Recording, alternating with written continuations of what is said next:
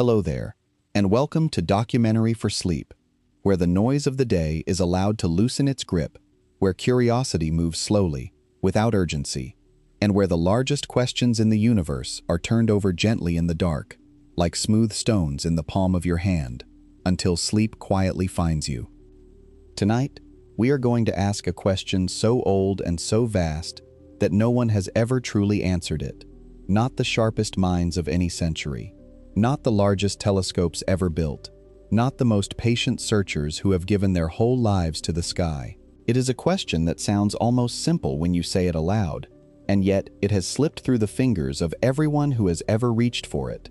Tonight, we want to know where life begins in the galaxy, not where life exists now. We can point, more or less, to where it exists now. It exists here, on this warm and crowded world, in the soil and the seas and the air, in every breath you take as you settle into stillness. The question tonight is stranger and deeper than that. We want to know where it started, the first place, the first spark, the single point somewhere in the immense turning wheel of stars we call the Milky Way, where lifeless matter first became something that could grow and copy itself and carry on. We want to find the cradle, and after all this time, all this searching, all our restless cleverness, we still cannot find it. But before we drift out into that darkness together, I would love to know, quietly, where you are listening from tonight. Are you somewhere warm, wrapped in blankets, with the world gone soft and dim around you? Are you far in the north, where the nights are long, or somewhere the air is heavy and warm? Wherever you are, on whatever small patch of this planet you happen to be resting, know that you are sitting on the only place in the entire universe where we have ever, with certainty, found life at all. That is a remarkable thing to fall asleep on top of. And if this kind of slow, gentle curiosity is the sort of thing you enjoy, the kind of wondering that asks enormous questions in a soft voice, I would be deeply grateful if you would like this video or subscribe to Documentary for Sleep. It helps this quiet little corner of the internet find its way to other people who might also need a calm place to rest their thoughts at the end of a long day. So now, make yourself comfortable, let your shoulders drop, slow your breathing, and let me carry you outward, past the ceiling, past the clouds, past the pale edge of the atmosphere, into the great dark question of where everything living first began. The first thing to understand, as we begin, is just how strange it is that we cannot answer this. We have done extraordinary things. We have measured the age of the universe. We have weighed distant stars. We have photographed the shadow of a black hole and listened to the ripples of two of them colliding 1 billion years ago. We have mapped the human genome and traced the paths of comets that will not return for thousands of years. And yet, when we ask the simplest possible question about ourselves, where did living things first come from, and where in this galaxy did it happen, we fall silent. We do not know. We have never known, and there is a real chance that we may never know. This is not for lack of trying. It is not because no one has thought about it. In truth, it may be the oldest question there is. Long before anyone understood what a galaxy was, long before anyone knew the stars were suns, people looked up into the same darkness you are drifting into now and wondered where they had come from. Every culture that has ever existed has told a story about the beginning, about the first moment when the world stirred into life. We have never stopped asking. We have only grown more precise and more humble about how little we actually know. Tonight, we are going to walk slowly through that mystery. We are going to look at why the origin of life hides from us so completely. We are going to travel from the floor of the deep ocean to the hearts of distant molecular clouds, from meteorites that fell to Earth carrying strange cargo, to worlds circling other stars where the ingredients of life may be waiting in the cold and the dark. We are going to ask why the galaxy, for all its billions of worlds, keeps this one secret so well, and we are going to arrive, gently, at an idea that may surprise you, that the reason we have never found where life begins may not only be that it is far away or long ago, but that the beginning itself is a stranger thing than we ever imagined. But let us start close to home.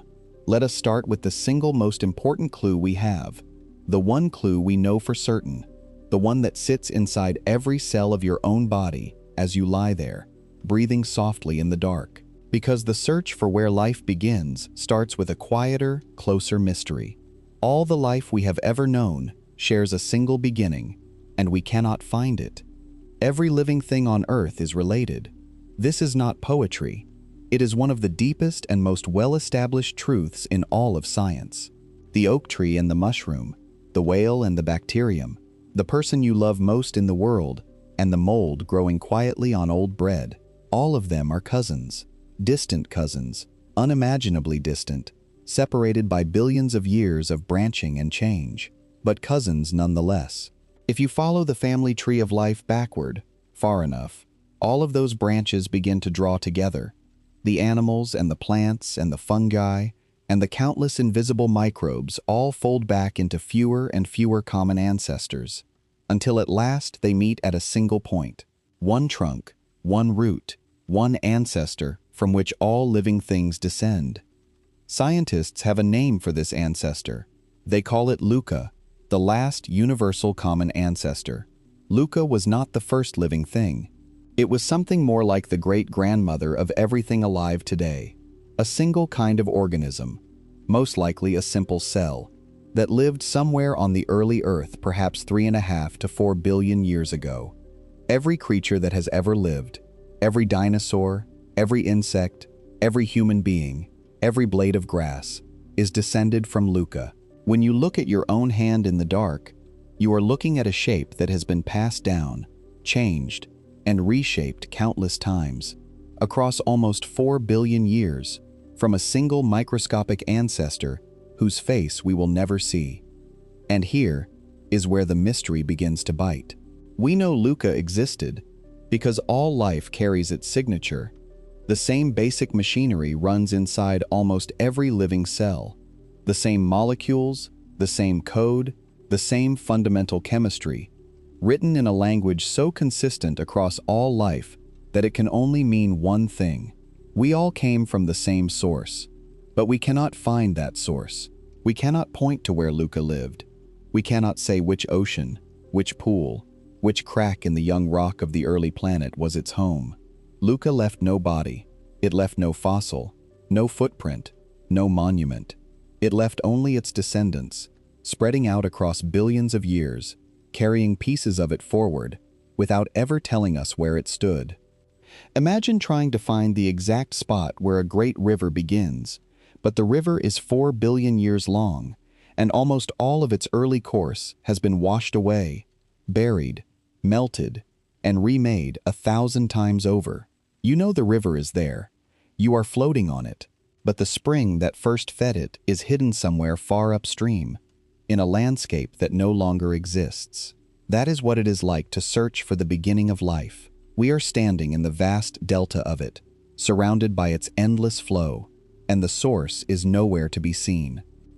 Even Luca, remember, was not the true beginning. Luca was already a living cell, already sophisticated, already carrying the full machinery of life. Something had to come before it, something simpler, something that crossed the line from mere chemistry into something that could be called alive. And whatever that something was, it is even further out of reach than Luca. It is hidden behind an even thicker curtain of time. If Luca is a distant ancestor we can only glimpse in shadow, then the very first living thing is a rumor, a whisper, a possibility we can barely even describe. We do not know what it looked like. We do not know how it worked. And we most certainly do not know where, in all the world, or all the galaxy, it first stirred into being. This is the heart of the mystery we are exploring tonight. Not simply that life is precious and strange, though it is. Not simply that we are alone, or that we are not, though that question haunts us too. The mystery is this: somewhere, at some moment, in some place, non-living matter became living. It happened at least once. We are the proof, and we have no idea where. So let us follow the trail backward, past Luca, past the first cell, into the moment before life existed at all. Let us look at what the world was like and ask the question that has driven scientists half to madness for over a century. How does something that is not alive become something that is? Because before we can hope to find where life begins in the galaxy, we have to understand what a beginning even is. And that, it turns out, is far harder than it sounds. Picture the young Earth, long before there was anyone to see it. There are no trees, there is no grass, there is no birdsong, no insects, no fish, nothing green, nothing that breathes. The land is bare rock, dark and raw. The sky is a strange color, thick with gases we would find unbreathable. Volcanoes bleed heat and smoke across the surface. Lightning cracks through heavy clouds. The oceans are warm and restless and empty. And everywhere, in the water and the air and the rock, there are molecules, simple ones, carbon and hydrogen and oxygen and nitrogen, joined into small, ordinary arrangements. Nothing alive, nothing even close to alive, just chemistry, drifting and reacting in the dark. And then, somehow, across a span of time we cannot fully imagine, some of that chemistry did something new. It began to organize. It began to form larger, more complicated molecules. Some of those molecules found ways to encourage their own formation, to make more of themselves, to pass on a kind of pattern. Slowly, unbelievably slowly, matter began to keep a record of itself. And once matter can keep a record of itself, and copy that record, and pass it on with small variations, then the door to life has quietly opened. Because now there can be change, now there can be selection, now there can be improvement across generations. Now there can be evolution.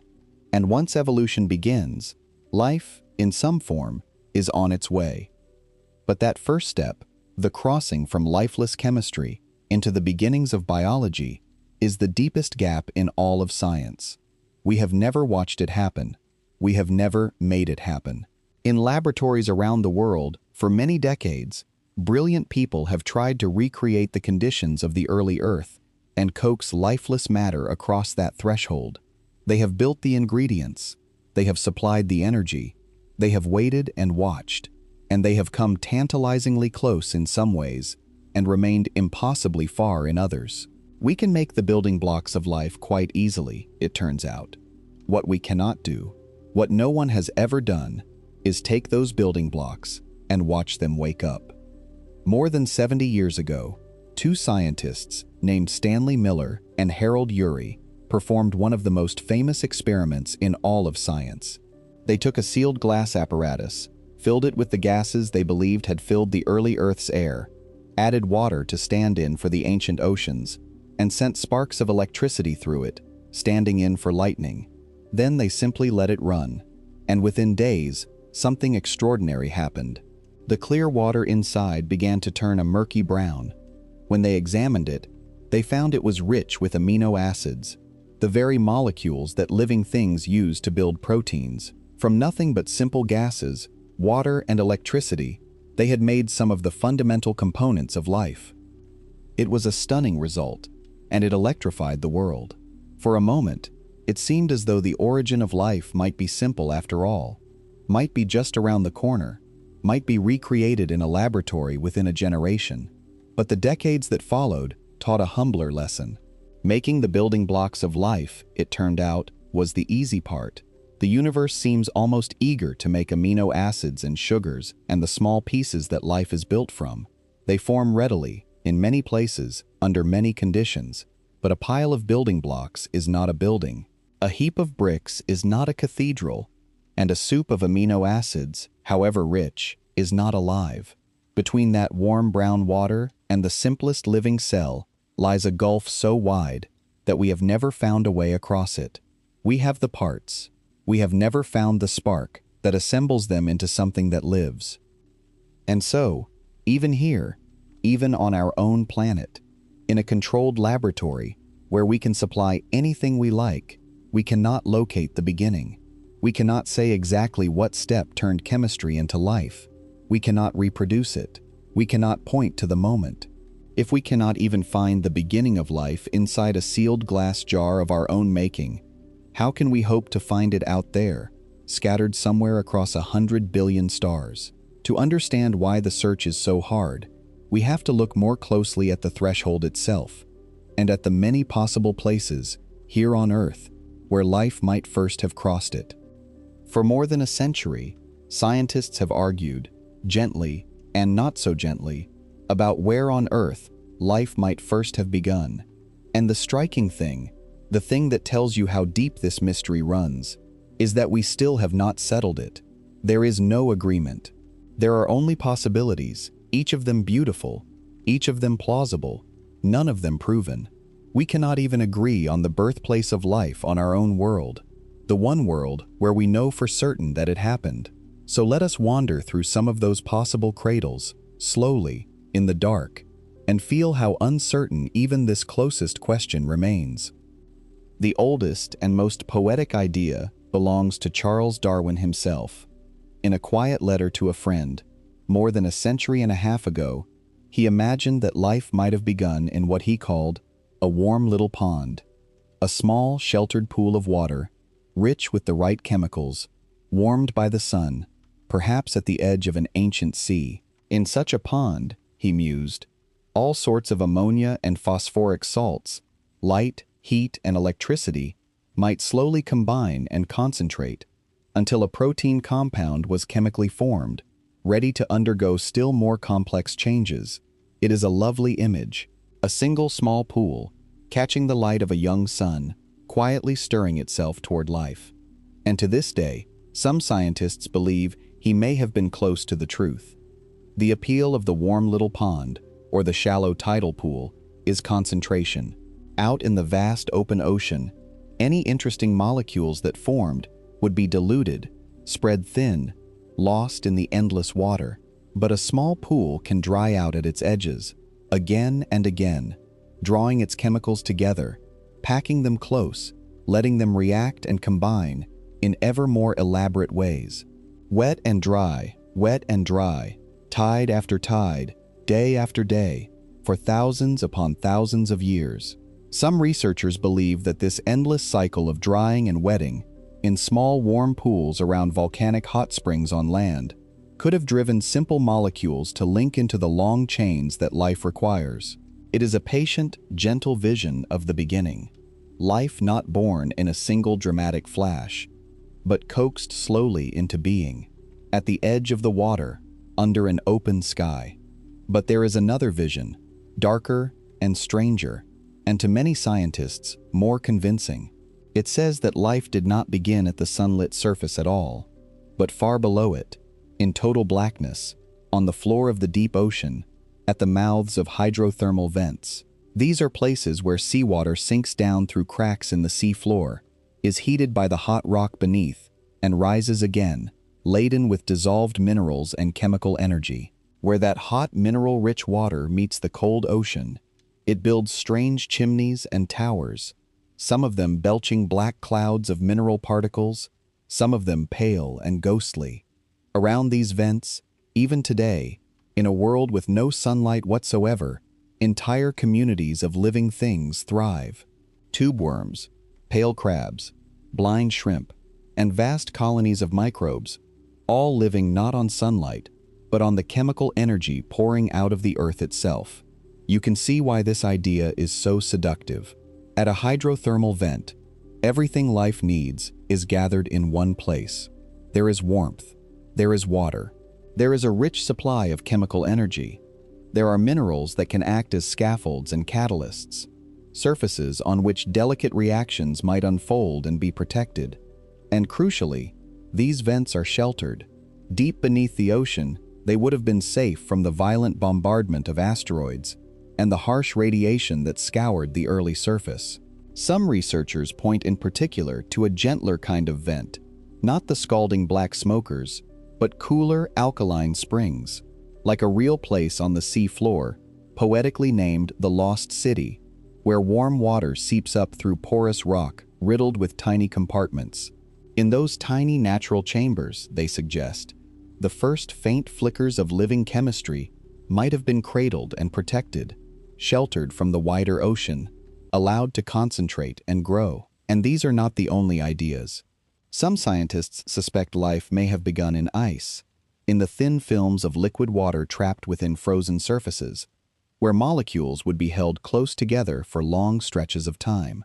Some think it began in clay, whose fine layered structures could have organized molecules into ordered patterns.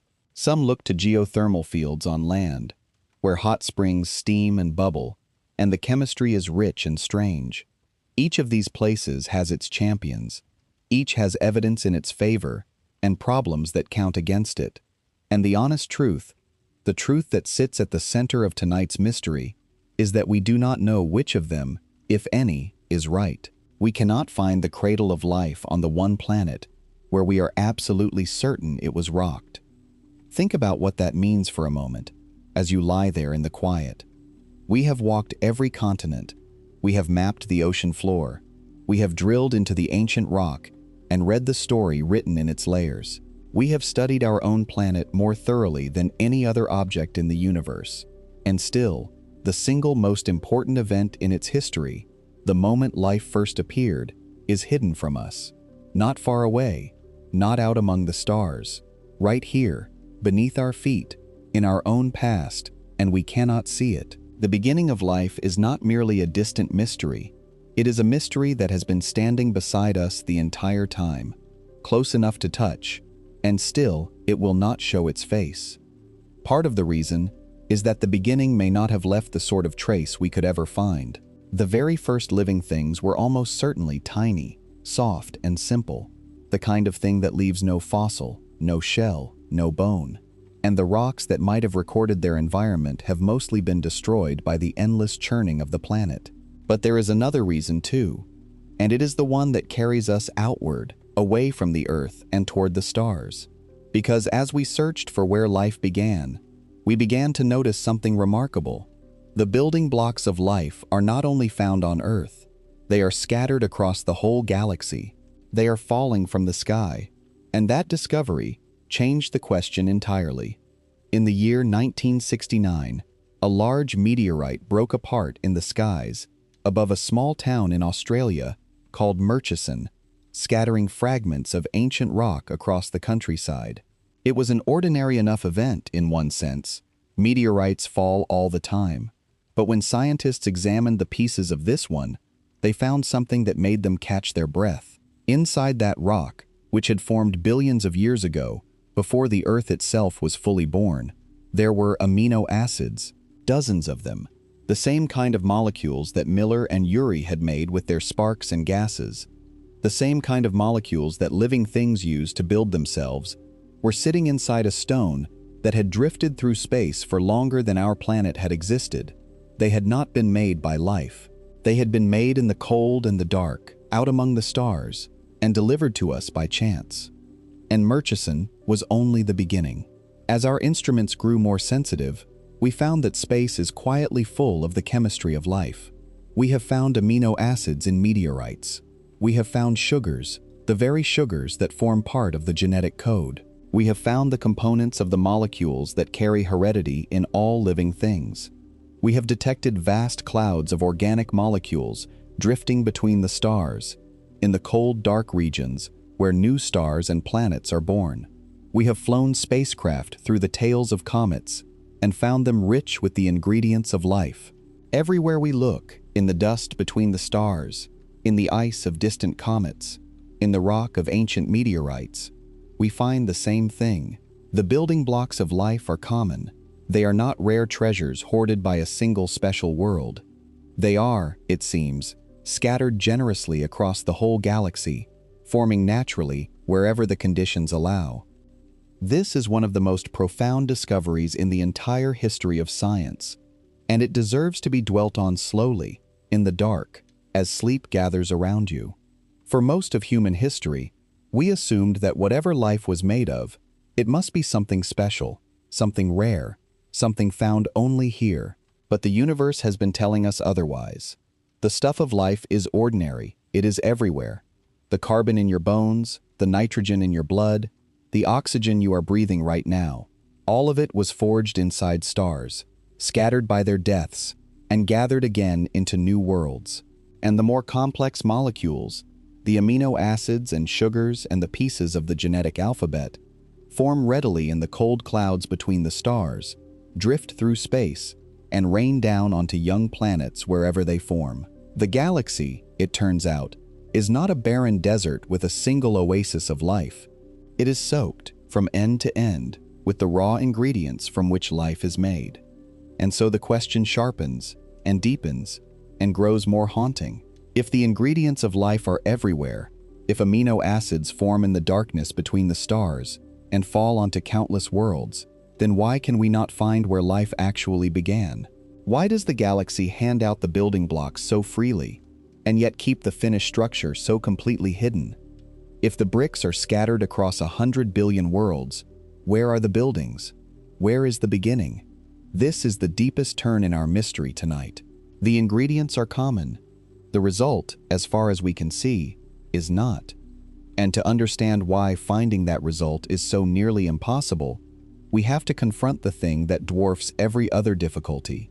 We have to confront the sheer, staggering, almost unthinkable size of the galaxy we are searching.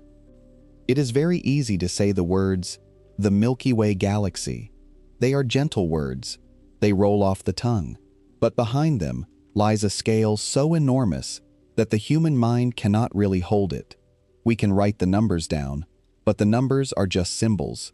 The truth they point to is beyond our imagining, and yet, if we want to understand why no one has ever found where life begins, we have to try, at least a little, to feel that scale.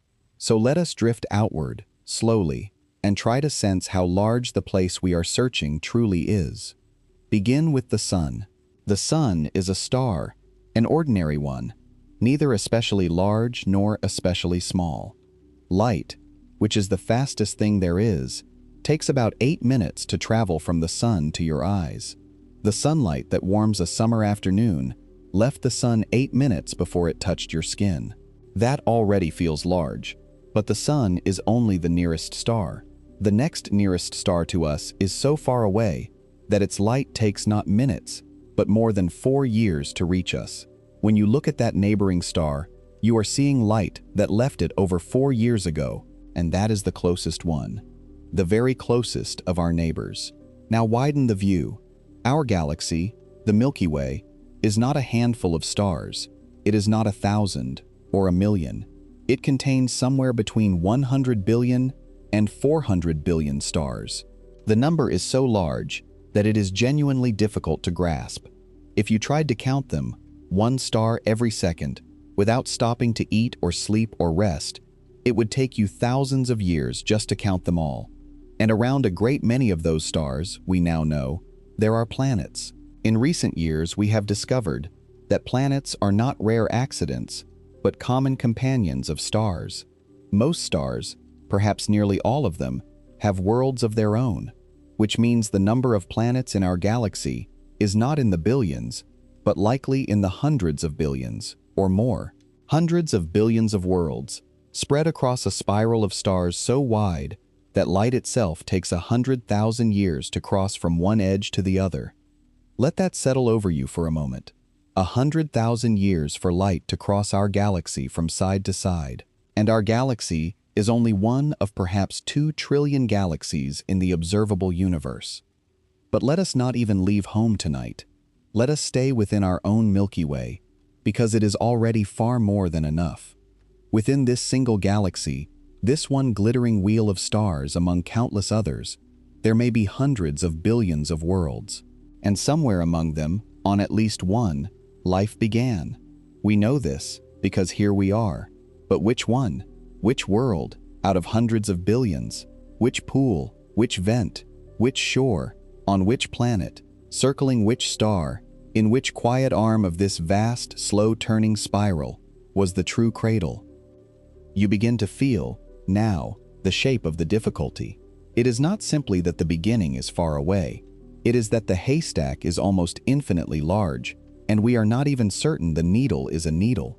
We are searching for a single event, which may have happened once, or a handful of times, billions of years ago, somewhere within a volume of space so enormous that our fastest spacecraft, traveling for tens of thousands of years, would barely leave our own small corner of it. We cannot visit these worlds. We cannot walk their shores. We cannot lift a stone on a distant planet and look beneath it for the first stirrings of life. All we can do, for now, is gather the faint light that reaches us across the dark and try to read the smallest of clues within it. And so, faced with hundreds of billions of worlds, we have had to become clever about where we look. We cannot examine every planet. We do not have the time, or the reach, or the instruments. So we have tried to narrow the search, to focus our attention on the worlds most likely to harbor life, or to have given birth to it. And the first and most famous way we have done this is by looking for what scientists call the habitable zone. Sometimes it is called, more affectionately, the Goldilocks zone. And the idea behind it is gentle and intuitive, though, as we will see, it may also be quietly misleading. The habitable zone is the region around a star where the temperature is just right for liquid water to exist on the surface of a planet. Too close to the star, and any water boils away into vapor, leaving a scorched and lifeless world. Too far away, and the water freezes solid, locked forever in ice. But in between, in a certain band of distances, the warmth is just right, not too hot and not too cold, for water to remain liquid. And because every form of life we have ever known depends on liquid water, this seems like a sensible place to search. Find a rocky planet, the right size at the right distance from its star, with the right gentle warmth, and you have found a world where oceans might pool, where rain might fall, where the chemistry of life might have room to unfold. This is the kind of world we hunt for. This is where we point our telescopes when we go looking for a second home for life. And we have found them. This is one of the quiet triumphs of our age, though it rarely makes the loudest headlines. Over the past few decades, we have discovered thousands upon thousands of planets orbiting other stars, worlds of every kind, giant planets larger than Jupiter, hugging their stars in scorching orbits. Small rocky worlds, some of them close in size to Earth, planets circling in the gentle habitable zones of their stars, at just the right distance for water to gather. Some of these distant worlds may have oceans, some may have atmospheres, some may be, in the broad strokes, a little like our own. We have gone, in a single human lifetime, from not knowing whether any other star had planets at all, to cataloging thousands of them, and estimating that our galaxy holds billions more. The worlds are there, the habitable zones are there, the right distances, the right sizes, the right gentle warmth, all of it is out there in abundance, waiting. And yet, even with all of this, we still cannot find where life begins, because finding a world in the habitable zone is not the same as finding life, and it is very far from finding the beginning of life. A planet can be perfectly placed, perfectly warm, perfectly wet, and utterly barren. The habitable zone tells us only that water could be liquid there. It does not tell us whether life ever arose, or whether it took hold, or whether it survived. It is a little like finding a house with a comfortable temperature and asking whether anyone has ever lived there. The comfort is necessary, perhaps, but it proves nothing on its own. And there is a deeper problem still. The habitable zone, as we have defined it, may be far too narrow. It assumes that life must live at the surface, warmed by a star. But we have learned, right here in our own solar system, that this assumption may be a failure of imagination. Consider the moons of the outer planets, far beyond the reach of the sun's warmth, far outside any habitable zone. Beneath the frozen surface of one of Jupiter's moons, there lies an ocean of liquid water, kept warm not by sunlight, but by the constant flexing and squeezing of the moon as it orbits its giant planet. Beneath the icy shell of one of Saturn's moons, there is another hidden ocean, and from cracks near its south pole, it sprays plumes of water and organic molecules out into space, plumes that our spacecraft have flown through and sampled, finding the very ingredients that life might use. These oceans lie in total darkness, sealed beneath kilometers of ice, in worlds so cold and so distant that no one would ever have marked them on a map of the habitable zone. and yet they hold liquid water, chemical energy, and the raw materials of life. If life could begin in such places, then the habitable zone is not a narrow band around each star at all. It is scattered through the cold and the dark in ways we are only beginning to understand, and the number of possible cradles grows larger, and the search grows harder, not easier. So the worlds are many, and the places life could begin are more numerous than we once believed. But suppose we do find a promising world, warm and wet, or icy with a hidden ocean beneath. How would we even know if life was there? This is the next great wall in our search, and it is a subtle one, because life at a distance does not announce itself. It does not wave. It does not send a signal we can be sure of. All it can do, if it is there, is quietly change the chemistry of its world, leaving faint fingerprints in the light that reaches us across the dark. And reading those fingerprints, it turns out, is one of the hardest things we have ever tried to do. When starlight passes through the atmosphere of a distant planet, the gases in that atmosphere absorb certain colors of the light, leaving faint, dark gaps in the rainbow that reaches us. By studying those gaps, with extraordinary care, we can begin to work out what a distant atmosphere is made of. And some gases, we believe, might be signs of life. Oxygen, for instance. On Earth, the air is rich with oxygen almost entirely because living things, plants and algae, and countless microbes pour it out as they harness sunlight. Without life, the oxygen would slowly react away and vanish. So an atmosphere rich in oxygen might be a sign that something is alive below, constantly renewing it. The same is true of certain other gases, like methane, which can be produced by living things, and which, in the right combination with oxygen, might hint at a living world. These telltale gases are what scientists call biosignatures, the faint chemical signatures that life might leave in the air of a world.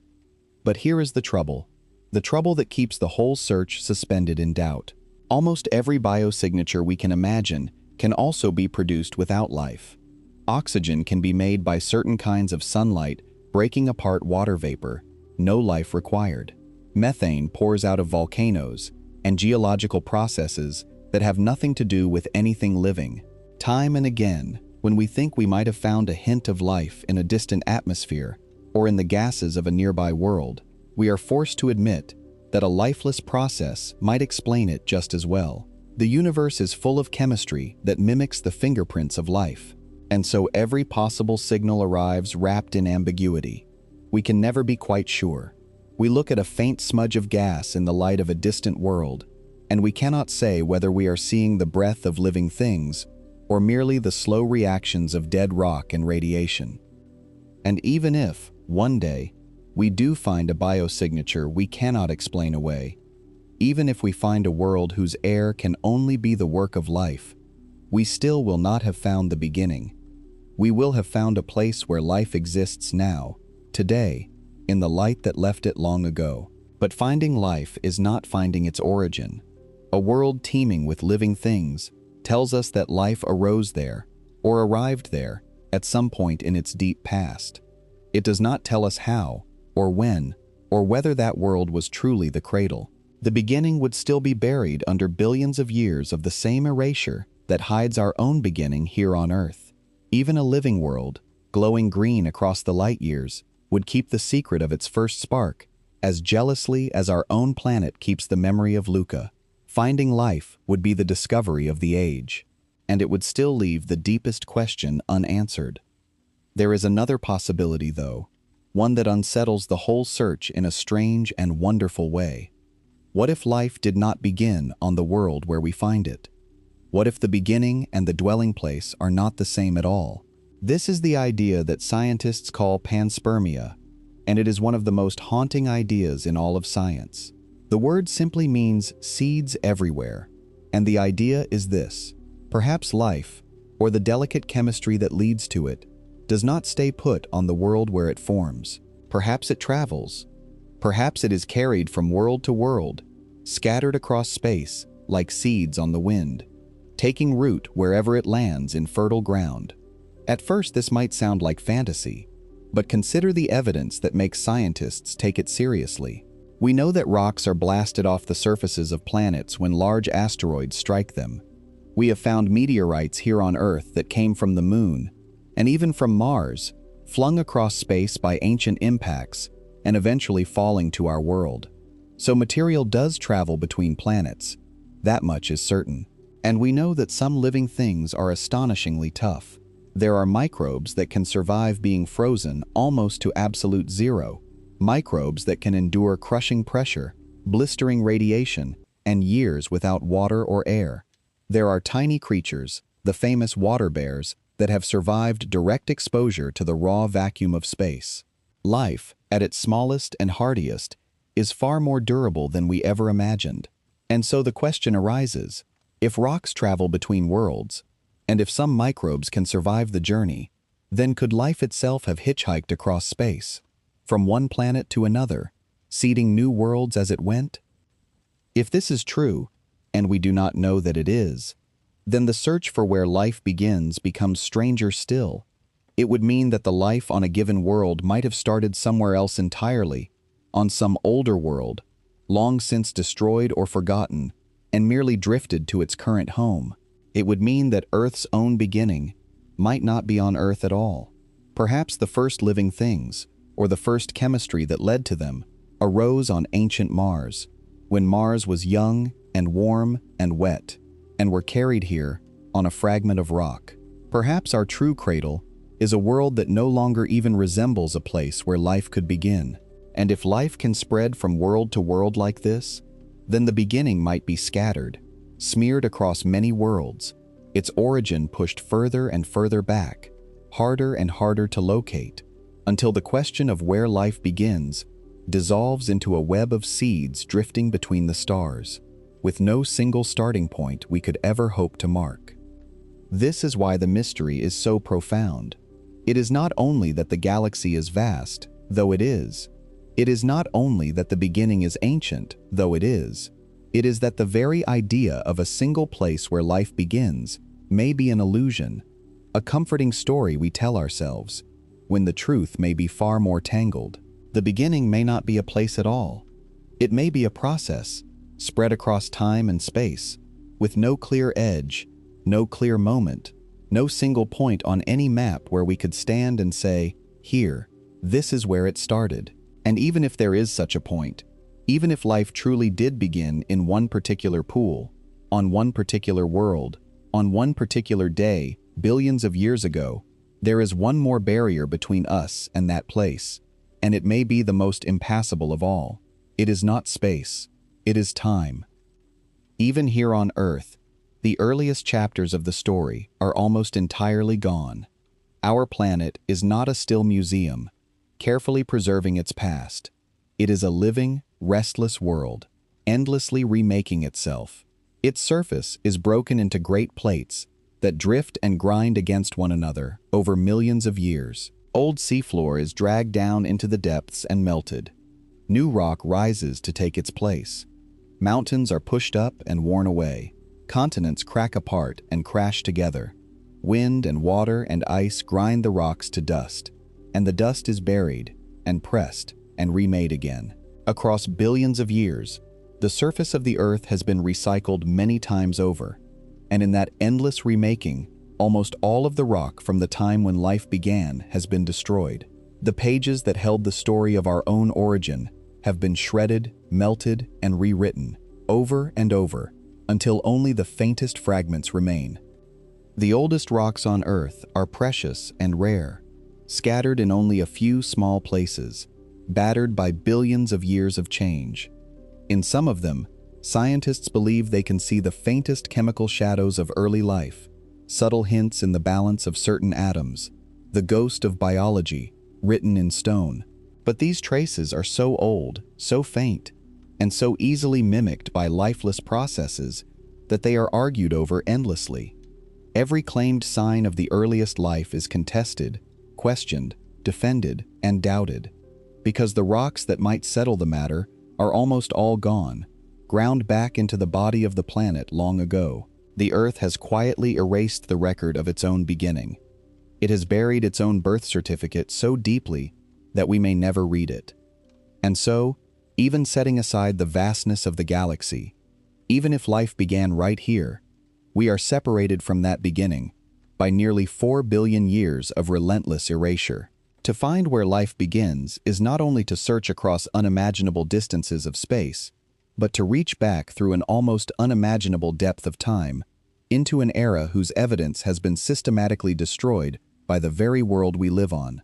It is like trying to read the first sentence of a book, when all but the last few pages have been burned, and even those last pages have been written over, many times, in fresh ink. The beginning is not just far away. It is long ago, and long ago, in this case, means a past so deep that the world itself has swallowed nearly every trace of it. There is one more strand to this mystery, one more piece that makes the silence around life's beginning feel even stranger and heavier. It is this: if the ingredients of life are everywhere, if the building blocks fall from the sky onto countless worlds, if there are hundreds of billions of planets and the raw materials are common, then it might seem that the galaxy should be teeming with life.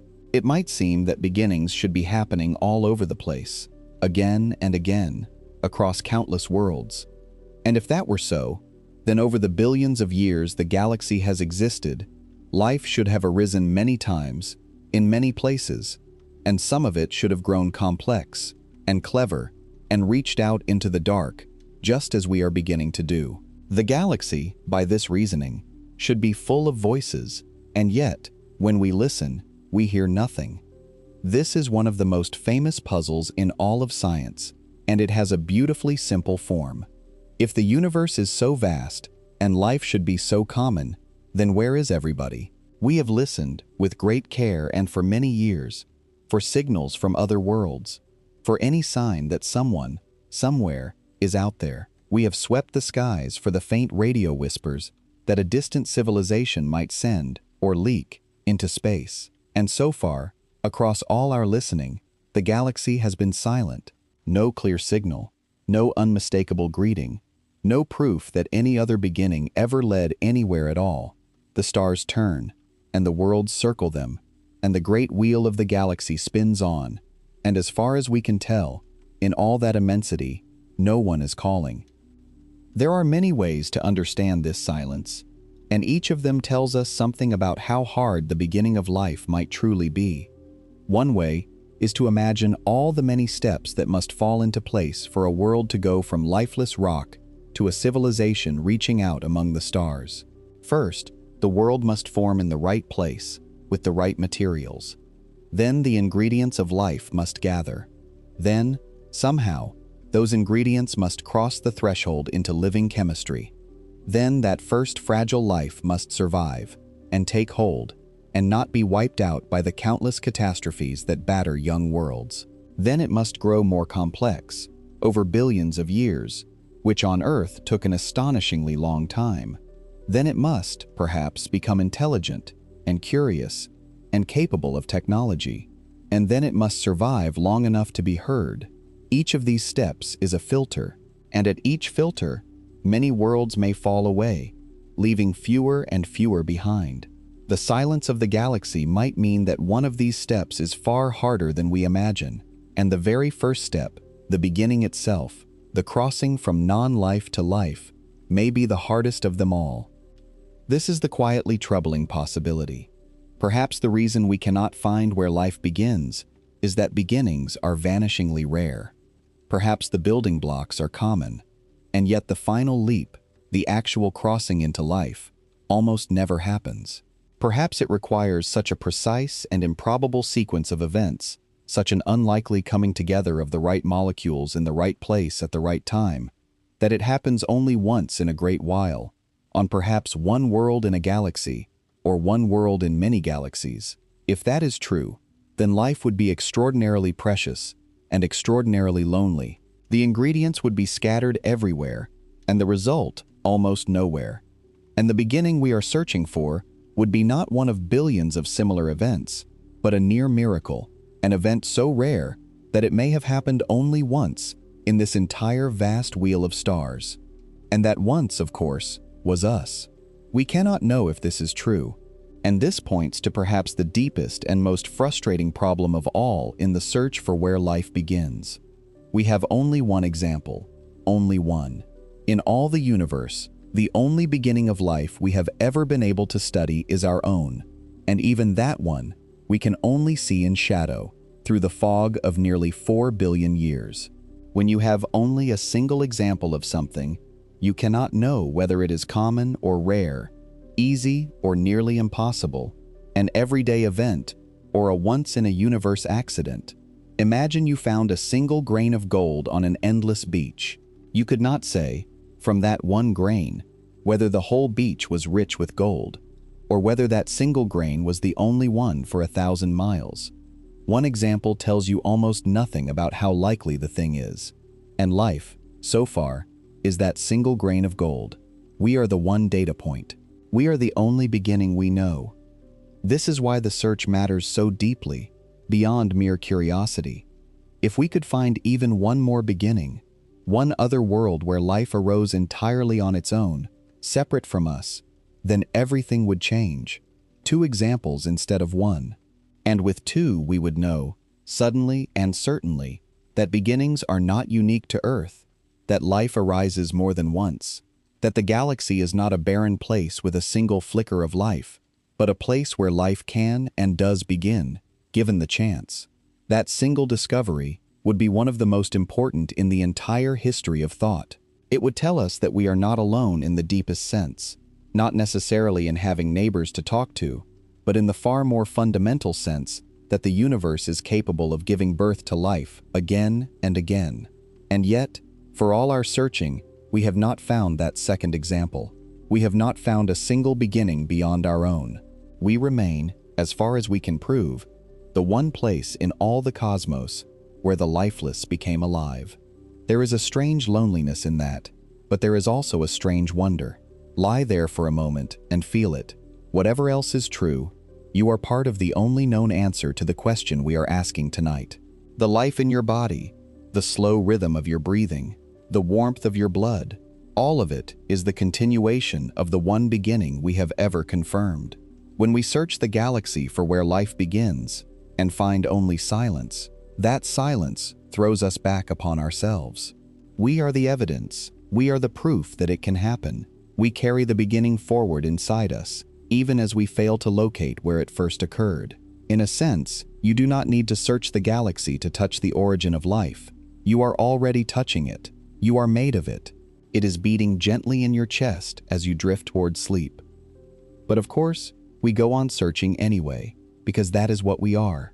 And so let us turn now to the tools we have built, the extraordinary instruments with which we try to pierce the darkness and read the faint clues of distant worlds. For if we are ever to find another beginning, or to understand our own, it will be through these delicate, powerful machines, reaching out across distances that our bodies could never cross, gathering whispers of light that left their sources long before there were eyes to catch them. The instruments we use to search for life among the stars are among the most remarkable things human beings have ever made. They are, in a sense, our eyes extended across the darkness, our senses stretched far beyond the reach of our small, soft bodies. We cannot travel to distant worlds. We cannot walk their surfaces or sift their soil, but we can build machines that gather the ancient light of those worlds and read within it stories we could never read with our own eyes.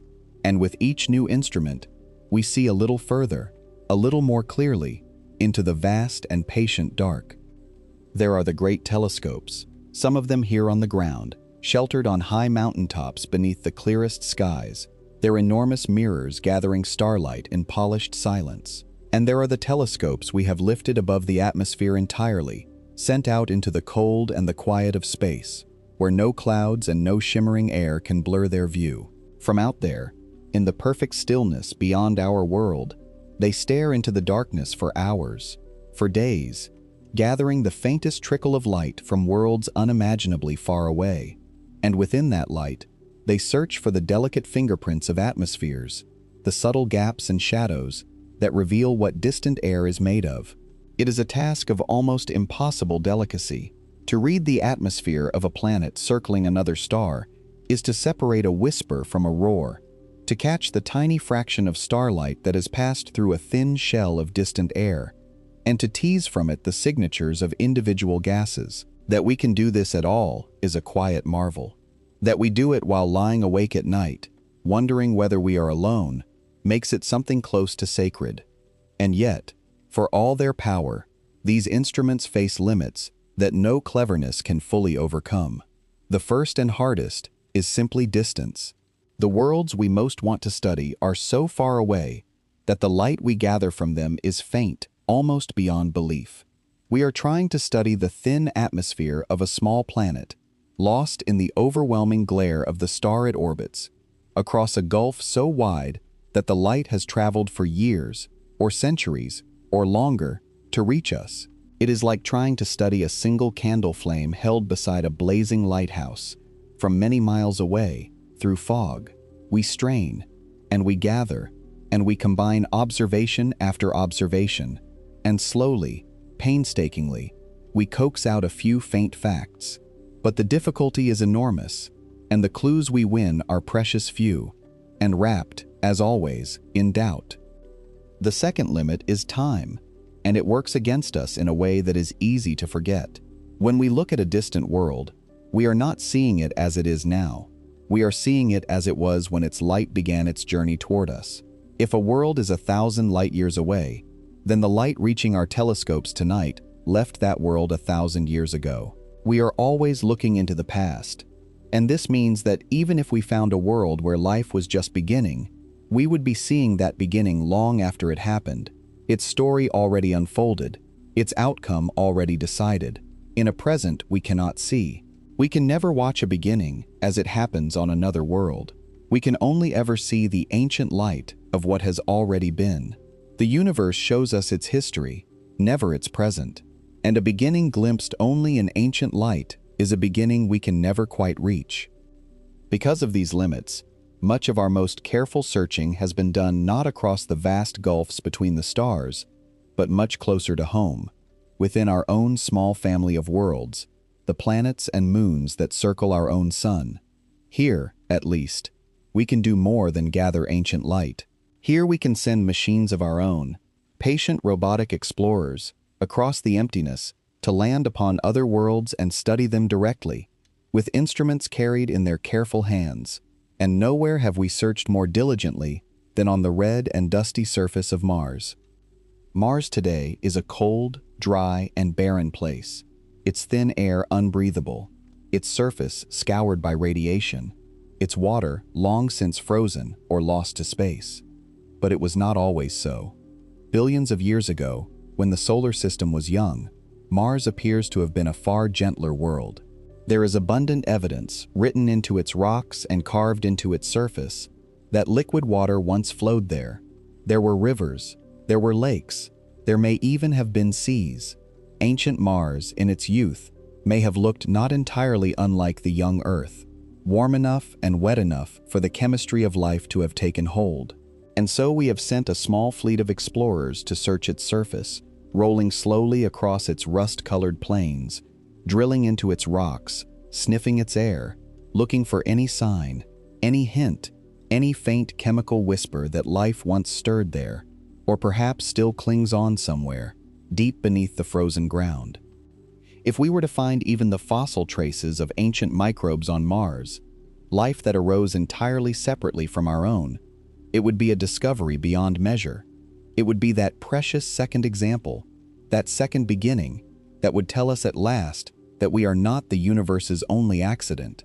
And yet, after all our searching, we have not found it. We have found the ingredients. We have found the ancient water. We have found the right chemistry, the right conditions, the raw materials that life needs. But we have not found life, and we have not found its beginning. Even on Mars, our nearest neighbor, close enough to send our machines to touch its soil, the beginning hides from us. It may be there, buried deep, waiting. It may never have happened at all. And distinguishing between those two possibilities, on a world we can barely reach, has proven agonizingly difficult. The same ambiguity that haunts the distant stars haunts even the world next door. Beyond Mars lie the ocean moons, those strange cold worlds we glimpsed earlier, with their hidden seas sealed beneath shells of ice. And in some ways, they are the most exciting places of all, precisely because their oceans have been sealed away, protected, undisturbed, for billions of years. If life began in the dark waters of one of these moons, it might still be there, cycling quietly in the blackness, never touched by the violence of a surface, never scoured by radiation, simply enduring as our own deep-sea microbes endure. We are beginning to plan missions to these worlds, to fly through their icy plumes and taste the water within, or perhaps one day, to melt through their frozen shells and lower an explorer into the hidden ocean below. But these are missions of extraordinary difficulty, requiring us to cross vast distances, to pierce kilometers of ice, and to do so without carrying our own microbes along and contaminating the very thing we hope to find. They lie years, perhaps decades in our future, and even they, when they come, will search only a tiny handful of the countless places where life might have begun. Do you see the shape of it now, the full weight of the difficulty? We cannot search the distant stars except through the faintest whispers of ancient light. We can barely search the worlds of our own solar system, and even there, the beginning hides. We have only one confirmed example, our own, and it is buried under 4 billion years of erasure, and the very idea of a single beginning may itself be a comfortable illusion. Everywhere we turn, the answer slips away.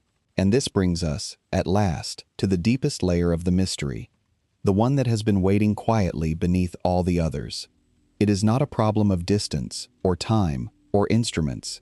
It is a problem of meaning, because to find where life begins, we must first be able to say what a beginning even is.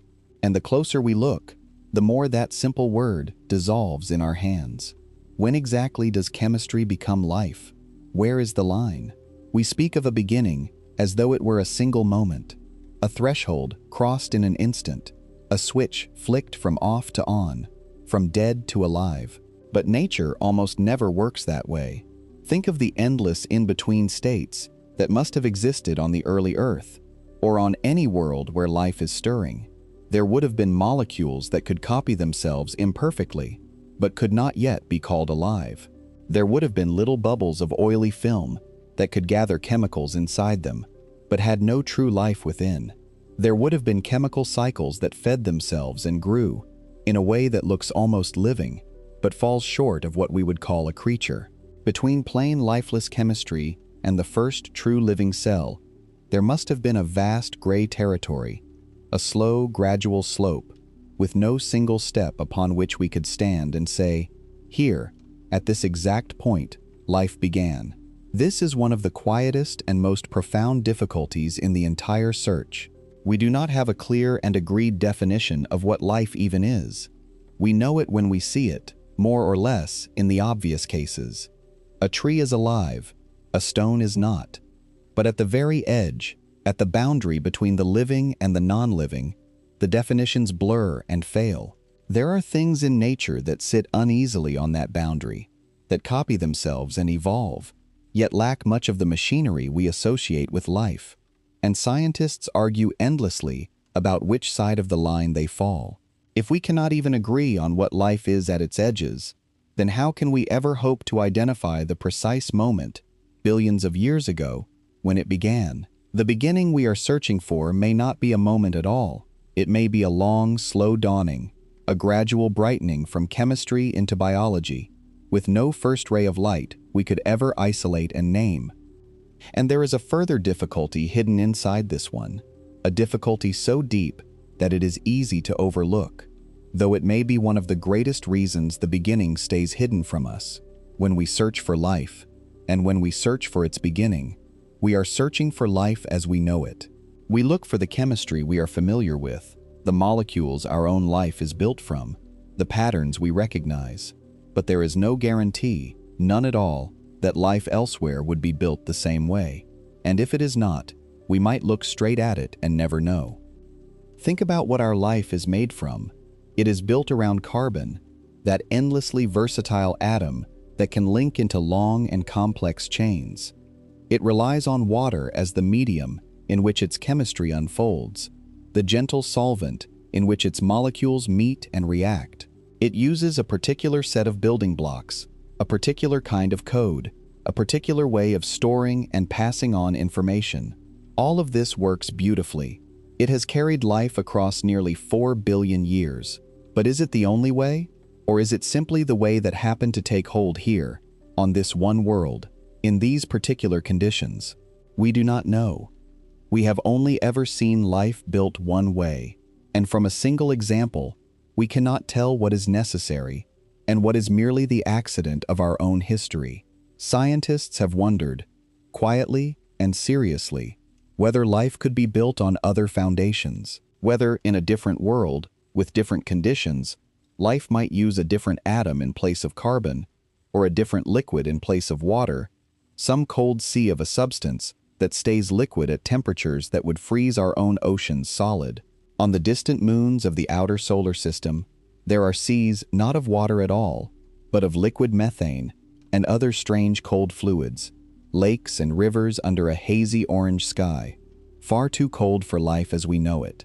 But could some other kind of life, running on a chemistry we have never seen, stir slowly in such a place? We do not know. We have no way, yet, to rule it out. And if life there is built on rules we do not recognize, then all our instruments, tuned to find life like ours, might pass over it in silence. This is the quiet terror and the quiet wonder at the edge of the search. We may be looking for the wrong thing. We may be listening on the wrong frequency, searching for a fingerprint that alien life does not leave, expecting a chemistry it does not use.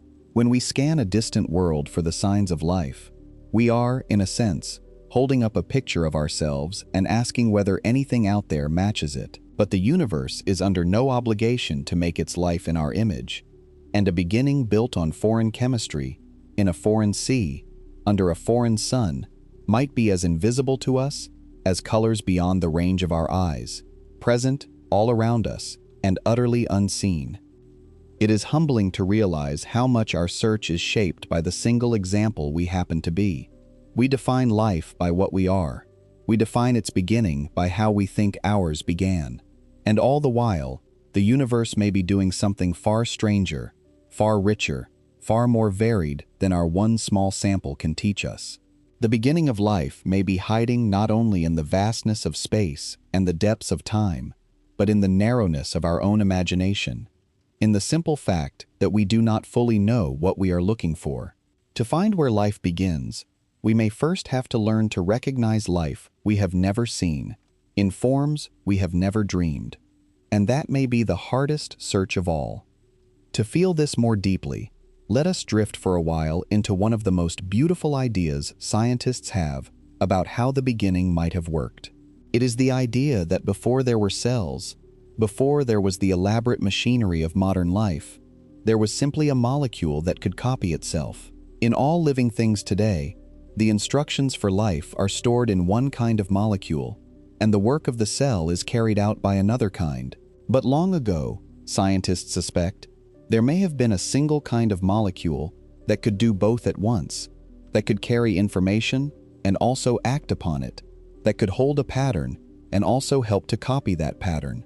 And once such a molecule existed, even in the simplest form, something extraordinary became possible.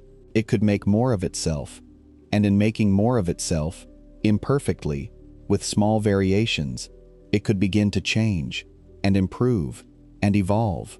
This, many believe, was the true dawn, not a cell, not a creature, just a molecule, drifting in ancient water that had learned, by pure chemistry, to copy itself. Imagine that first self-copying molecule, if it ever existed. It is not alive, not in any way we would recognize. It has no body, no hunger, no awareness. It is simply a pattern that, by the plain rules of chemistry, encourages the formation of more patterns like itself. But that is enough.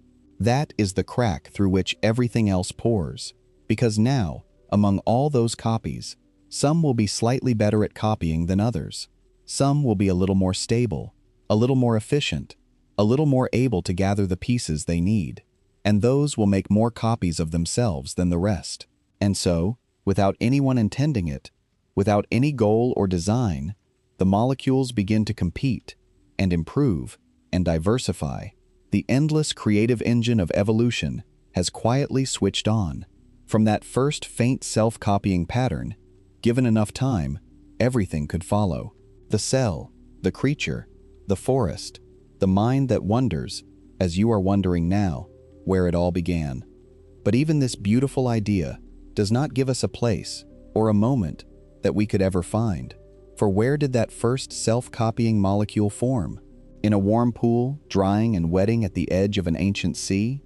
On the surface of a mineral deep beneath the ocean? At the mouth of a gentle vent? In a film of water trapped in ice? We do not know. And when did the copying first begin well enough to count as a true beginning? There is no clean answer.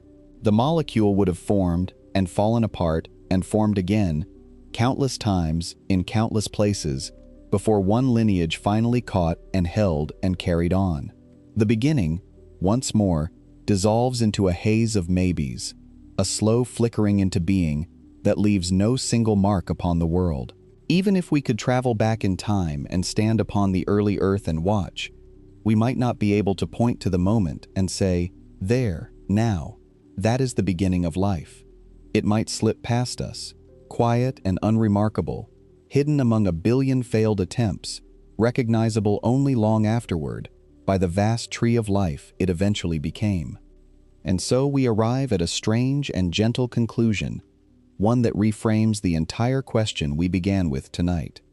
Perhaps the reason no one has ever found where life begins in the galaxy is not only that the galaxy is vast, and the beginning ancient, and our tools limited, and our single example buried. Perhaps it is also that there is no single where to find. Perhaps the beginning of life is not a place at all, but a process, unfolding across time and space, wherever the conditions allow, in a slow and gradual and unmarked way. Perhaps the building blocks gather here and there across 1,000 worlds and edge toward life, and sometimes cross over and sometimes fall back. And the true beginning is not a point on a map, but a pattern woven through the whole fabric of the cosmos, appearing wherever matter, energy, and time come together in the right and patient way. If that is so, then asking where life begins is a little like asking where a river begins, when the river is fed by countless streams, and those streams by countless trickles, and those trickles by the rain that falls across the whole wide land. There is no single source, there is only the gathering. There is one more possibility worth resting on, softly, before we begin to let the mystery settle into sleep. It is the possibility that life did not even begin only once here on our own world. We assume, because all life today shares a single common ancestor, that life began on Earth just one time, and that this one beginning gave rise to everything. But it is possible that life began more than once, in more than one place, on the young Earth, and that we descend from only one of those beginnings, the one that happened to win, to spread, to fill the world and crowd out the rest. The others, if they existed, would have left no descendants that we know of, and so we would never see them. There may even be, some scientists have wondered, a hidden second kind of life, still lurking somewhere on Earth today, in some overlooked corner, built on a slightly different chemistry, a shadow biosphere invisible to instruments designed only to find life like ours. We have not found it. We may never find it. But the mere possibility reminds us how little we truly know, even about our own world, even about the question of how many times, right here beneath our feet, the lifeless has quietly become alive. Every one of these ideas, the warm pond and the deep vent, the seeds falling from the sky, and the self-copying molecule, the single beginning and the many, the place and the process, is a door opening onto wonder. And the honest truth, the truth we must carry with us as we drift toward rest, is that we do not know which door leads to the answer. We may hold all of them in our minds at once, gently, without needing to choose, because the universe has not yet told us, and may never tell us, which of them is true. This is not a failure of science.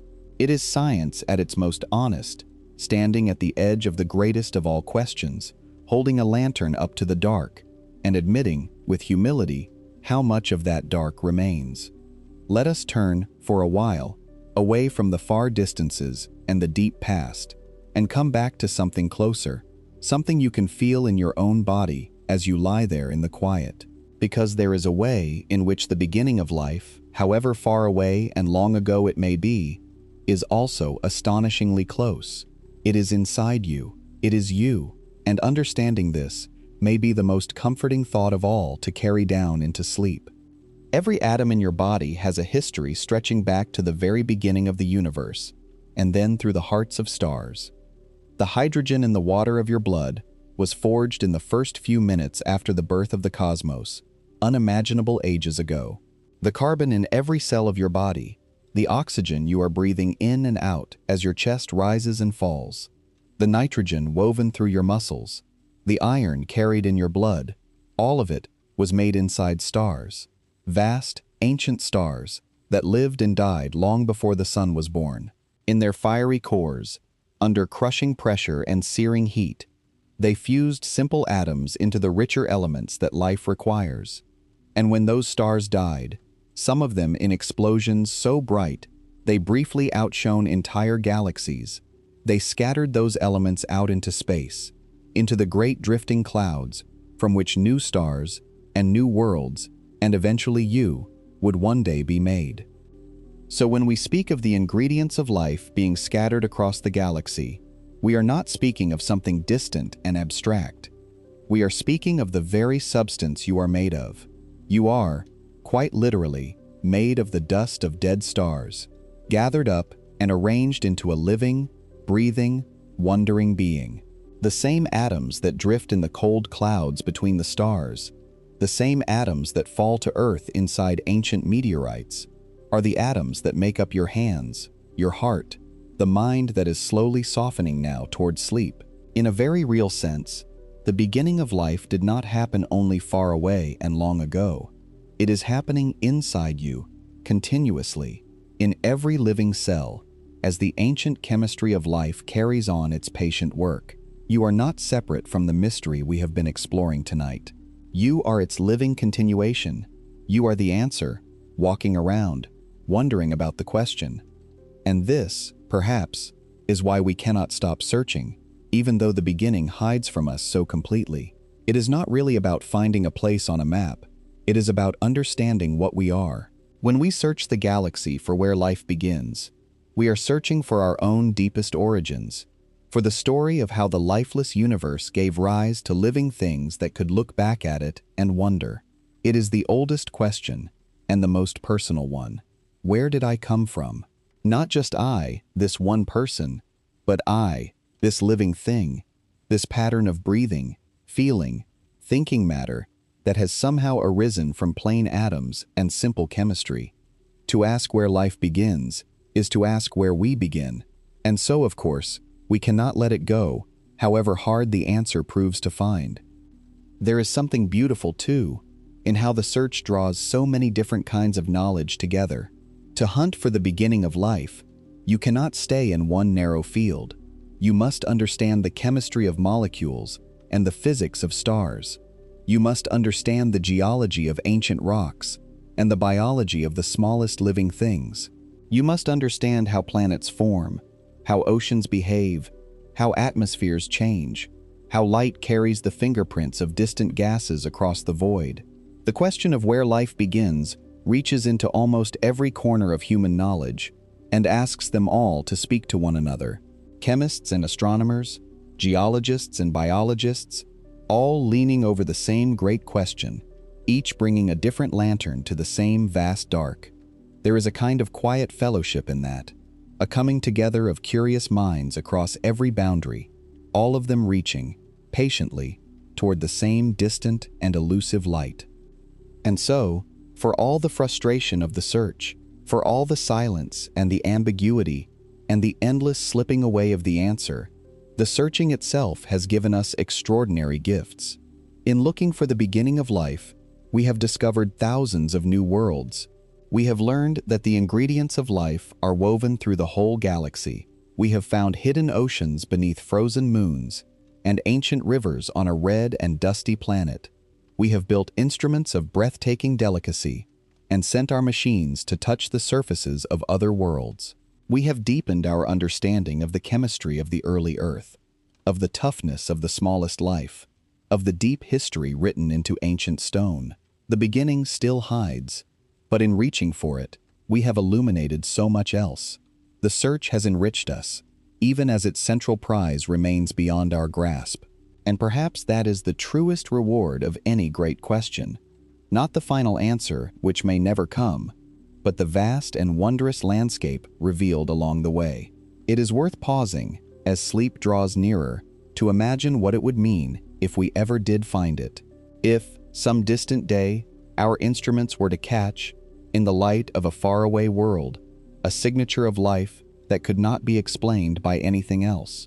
Or if one of our patient explorers were to find, in the ancient rock of Mars, or the dark ocean of a frozen moon, the unmistakable trace of a beginning wholly separate from our own. It would be, without exaggeration, one of the most important moments in the entire history of our species.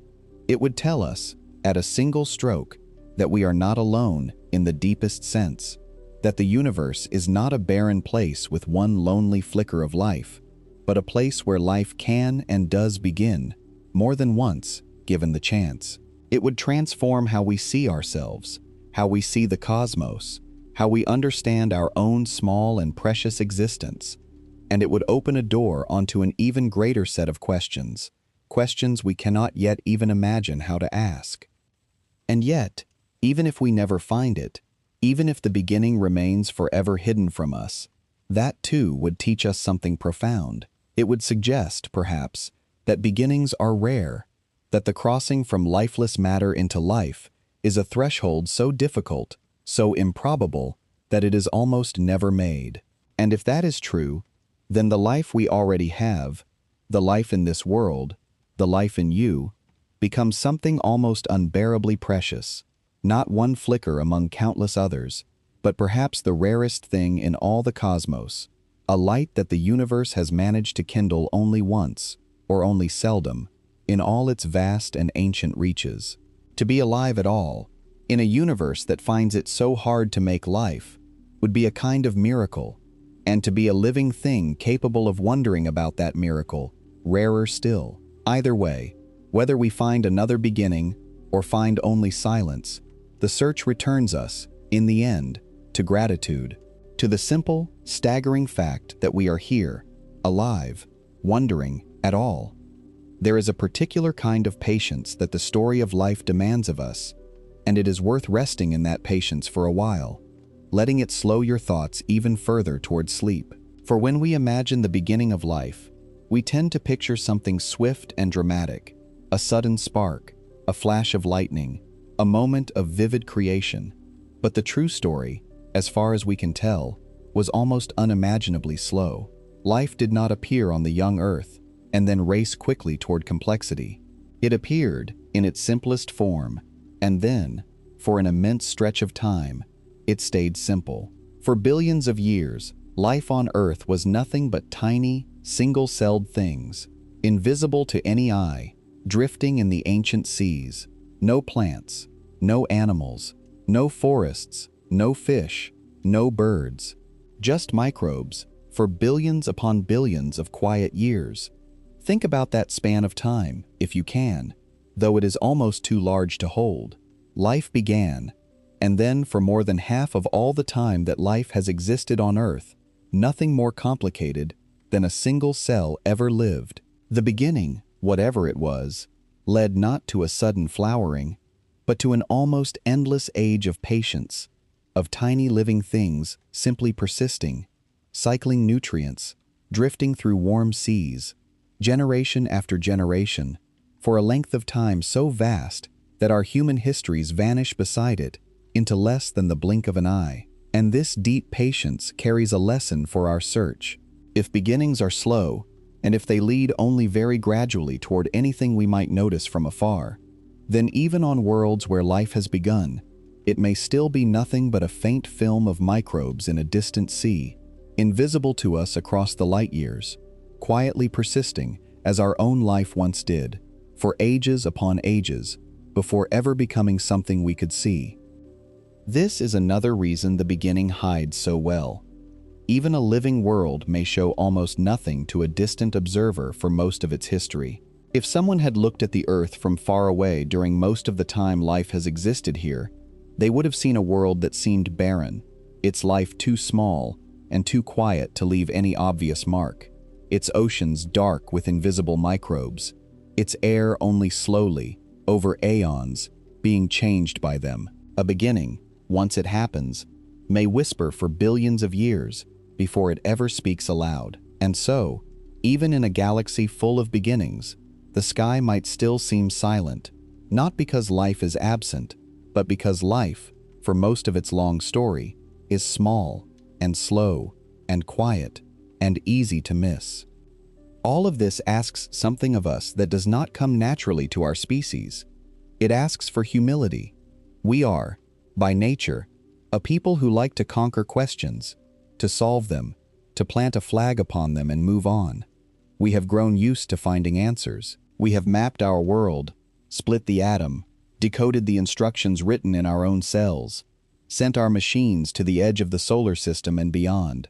We are not accustomed to standing before a question and admitting that we do not know and may never know. And yet the beginning of life demands exactly this.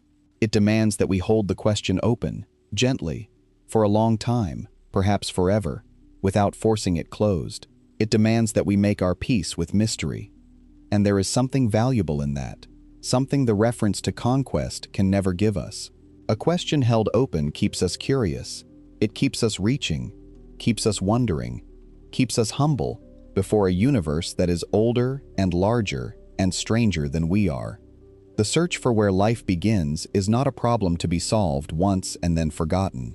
It is a relationship, a long and patient conversation between our curiosity and the vast, quiet cosmos, in which we ask and listen and are answered slowly, in fragments, across generations. Each generation of searchers learns a little more, sees a little further, refines the question, and passes it on. No one will ever stand at the finish line and declare the mystery solved for all time. Instead, the searching itself becomes a kind of inheritance, handed down from the curious to the curious, across the centuries, an unbroken thread of wonder, reaching toward a light that may always remain just beyond the edge of sight.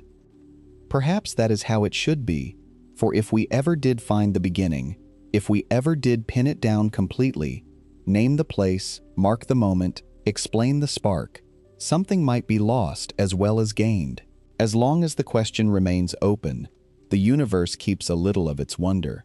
As long as we do not fully know where life begins, we are free to imagine, to dream, to feel the pull of the great unknown drawing us onward. The mystery is not only a wall that blocks us, it is also a window that opens onto everything we have not yet discovered. It is not only a limit, it is an invitation, and an invitation, unlike a solved problem, never runs out. Think, one more time, of the sheer improbability that you are here at all to wonder about any of this. Between the lifeless chemistry of the early universe and the living, thinking being lying in the dark tonight, there stretches an almost unbroken chain of unlikely events, each one balanced on the one before. Stars had to live and die to make the atoms of your body. A world had to form in just the right place, with just the right ingredients. The beginning, whatever it was, had to happen, and to hold and to survive every catastrophe that might have snuffed it out. Life had to endure for billions of patient years, and then, slowly, to grow more complex, and eventually to give rise to a creature capable of asking where it all came from. Each link in that chain was fragile. Each could have failed, and yet here you are, the improbable end of an improbable story, breathing softly in the dark, made of stardust and ancient chemistry, wondering about your own beginning. That you exist to ask the question is, perhaps, the most astonishing part of the whole mystery. There is one thought that rises, quiet and vast, when you hold all of this together, and it is a thought to drift upon as the last of your wakefulness loosens. It is this: when we search the galaxy for where life begins, it is life itself that is doing the searching. We are made of the same atoms we are hunting for. We are the product of the very beginning we are trying to find. And so, in a sense, what is happening is stranger and more beautiful than any simple search. The universe, through us, is trying to remember how it first came alive. Life is looking for its own origin. The cosmos has, after billions of years, given rise to beings who can look back across all that time and all that distance and ask how they came to be. We are the universe, grown curious about itself. We are matter that has learned to wonder where matter first began to live. Sit with that for a moment, softly. For most of the universe's history, there was no one to ask this question. The stars formed and burned and died in silence. The galaxies turned without witness. The worlds circled their suns with no one to watch them. And then, on at least this one small world, matter arranged itself into living things, and those living things grew more complex across the ages, until at last some of them looked up, and out, and inward, and began to wonder. The question we are asking tonight is itself a product of the very thing it asks about. Only because life began, somewhere, somehow, are there any minds at all to ask where life begins. The mystery contains its own asker.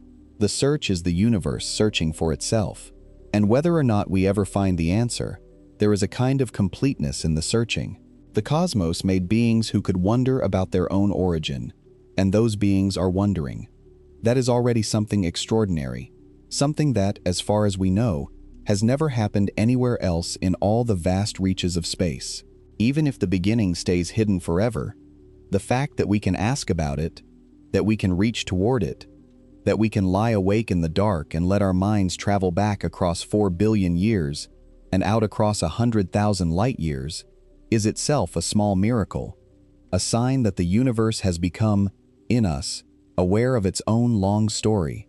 We may never find the first spark, but we are the flame it eventually became, turning back to look for the match.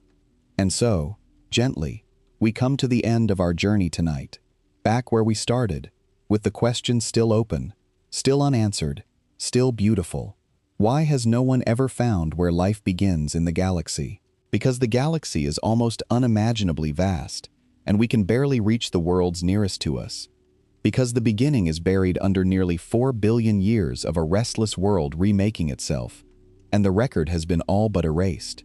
Because our instruments, magnificent as they are, can gather only the faintest whispers of ancient light, always showing us the past, never the present.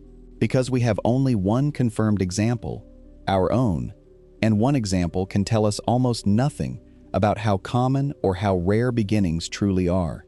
Because the ingredients of life are everywhere, and yet the result, as far as we can see, is almost nowhere, and we do not know why. And because, perhaps most deeply of all, the beginning may not be a single place or a single moment at all, but a slow and gradual process, smeared across time and space, with no clear edge and no clear source, a gathering rather than a spark, a dawning rather than a dawn. Each of these barriers alone would be enormous. Together, they form a wall between us and the origin of life, so high and so wide that we have never found a way over it, or around it, or through it. And yet we keep reaching. That is the part that matters. We keep building better instruments, sending braver machines, thinking deeper thoughts, holding the question open across the generations. Not because we expect to solve it soon, perhaps not because we expect to solve it at all, but because the question is too beautiful, and too important, and too close to the heart of what we are, to ever set aside. The beginning of life is the story of our own deepest origin, and we cannot stop reaching toward it, even knowing it may forever stay just beyond our grasp. There is no failure in this. There is only the long, patient, human act of wondering. The mystery of where life begins is not a locked door that mocks us. It is a horizon that keeps us walking. It is a reminder that even in an age when we have mapped so much and measured so much and mastered so much, There are still questions vast enough to humble us, still secrets the universe holds close, still wonders waiting in the dark. And that, far from being cause for despair, is one of the most precious things about being alive in a universe like this one. To have a question this large still open before us is not a poverty, it is a gift. It means there is still something out there worth reaching for, still a horizon beyond the horizon, still a reason to look up into the night and wonder. So as you lie here now, drifting toward sleep, let the question rest lightly upon you, not as a weight, but as a comfort. You do not need to answer it. No one does. It is enough simply to hold it, gently, and to feel how it connects you to everything, to the stars that made your atoms, to the ancient chemistry that first stirred into life, to the vast and patient galaxy turning slowly all around you. You are a small, warm point of life in an immense, cool dark, and you carry within you the unbroken thread of a beginning that no one has ever found, reaching back nearly 4 billion years, all the way to a source we cannot see. Whatever that source was, wherever it was, however it happened, it led, in the end, to this, to you, here, now, breathing softly in the quiet, alive. There is a thought, too, that turns the whole mystery around, and it is a gentle one to hold as the night deepens. We tend to assume that if life is out there, it has been out there for a very long time, that the galaxy has had aeons to fill itself with living worlds, and that our failure to find any beginning but our own must mean that beginnings are terribly rare. But there is another possibility, softer and stranger. Perhaps we are early. Perhaps, in the great long life of the universe, life is only just now beginning to appear. Consider that the cosmos, for all its unimaginable age, is still young in a certain sense. The stars that make the heavy elements of life have only been dying and scattering their riches for a fraction of the time the universe will eventually exist. The great ages of star formation and world building may lie as much ahead of us as behind. Some scientists have gently suggested that the universe may be entering only the earliest chapter of its living story, that most of the worlds where life will ever begin have not yet even formed, around stars not yet born, in clouds of gas still drifting quietly in the dark. If that is so, then perhaps we have not found any other beginning because we are among the very first, not the last flicker of a dying cosmos, but one of the earliest sparks of a universe only now learning how to make life at all. There is something profoundly moving in that idea, and something peaceful too. It would mean that the silence we hear when we listen to the galaxy is not the silence of an empty house, but the silence of an early morning before the others have woken. It would mean that we are not alone because life has come and gone, but alone because life is only beginning, and we happen to be among the first to open our eyes. And it would mean that the great story of life in the universe is not mostly behind us, buried and lost, but mostly ahead of us, waiting, in worlds and creatures and minds that will not exist for billions of years to come. We would be the ancestors then, the early ones, the first faint stirrings of a cosmos that has only just begun to come alive. We cannot know if this is true, any more than we can know any of the other answers we have brushed against tonight, but it is a lovely thing to rest upon, that the darkness and the silence may not be signs of an ending, but of a beginning, that the universe, like you at the close of a long day, may be only now settling into the earliest hours of its living story, with almost all of it still to come. And perhaps, one distant day, long after this night has passed, someone will find what we have been searching for. Imagine it, softly, as a kind of dream. Imagine a future so far ahead that we cannot picture the people in it, but who are, in every way that matters, the children of our children's children, still curious, still reaching, still wondering the same old question in the same old dark. Imagine that they have built instruments we cannot even conceive of, and sent explorers to worlds we have only glimpsed as faint points of light.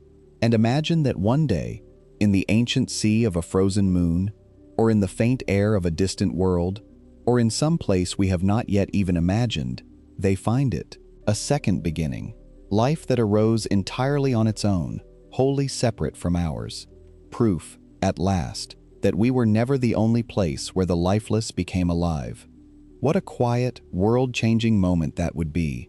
Not loud, perhaps, not sudden, just a careful reading of a signal, checked and rechecked, until the certainty settled in, and with it, the loneliness of 4 billion years gently lifting. The knowledge that life is not a single accident, but a thing the universe does, again and again, given water and energy and time. Every question we have wrestled with tonight would be transformed by that single discovery, and the long, patient searching of all the generations before, including our own, would be revealed as the slow, careful clearing of the path that led at last to that morning. We may not live to see it.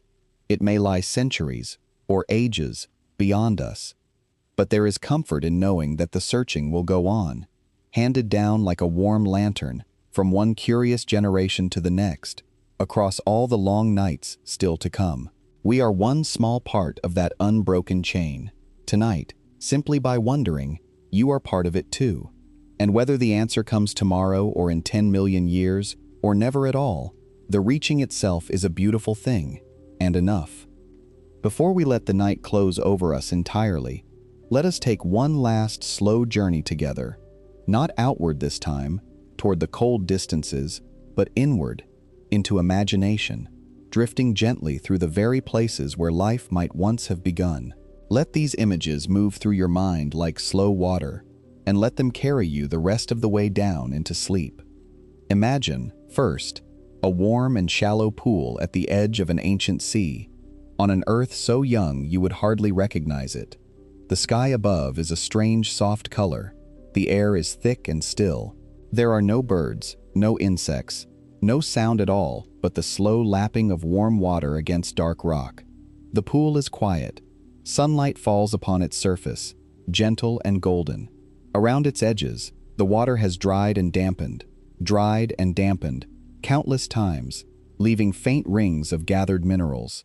And within it, unseen, unhurried, molecules are drifting and meeting and joining, edging, over uncounted years, toward something that has never existed before. Nothing dramatic is happening, nothing you could point to, only the slow, patient chemistry of a warm pool under a young sun, perhaps, just perhaps, beginning to stir toward life. Now let that image soften and fade, and imagine instead the floor of the deep ocean, far below any light, in total and absolute darkness. Here there is no sun, no warmth from above, only the cold weight of the water and the slow currents moving through the black. And yet there is warmth after all, rising from below, from the hot heart of the young planet. Imagine a gentle vent in the seafloor, pale and ghostly, warm mineral-rich water seeping up through its porous stone, building slow towers riddled with tiny chambers. Within those chambers, sheltered from the wider ocean, warmed by the earth itself, fed by chemical energy pouring up from the deep, molecules gather and react in the darkness. No sunlight ever touches them, no eye ever sees them, and yet here too, in the black and the warm and the quiet, life may be taking its first faltering steps, in a cradle sealed away from all the world above. Let that image drift away as well, and travel now much further, out past the warm inner worlds, into the cold and distant reaches where the giant planets turn. Imagine a small moon, wrapped in a shell of ice, circling far from the sun. Its surface is frozen and cracked and silent, bathed in the faint light of a star too distant to warm it. But beneath that ice, kilometers down, there is an ocean, dark and deep and never frozen, kept warm by the endless flexing of the moon as it swings around its giant planet. In that hidden sea, in perfect blackness, warm water meets rock on a sunless sea floor, and chemical energy rises through the dark. No one has ever seen this ocean. No sunlight has ever touched it. It has been sealed beneath the ice for billions of years, and perhaps, in its lightless depths, life has begun, or is beginning still, quietly, patiently, unwitnessed, on a world so far away that its faint light takes hours to reach us. And now let your imagination travel further still, further than any machine we have ever built could carry us, out among the distant stars, to a world circling another sun entirely. You cannot see it clearly. No one can.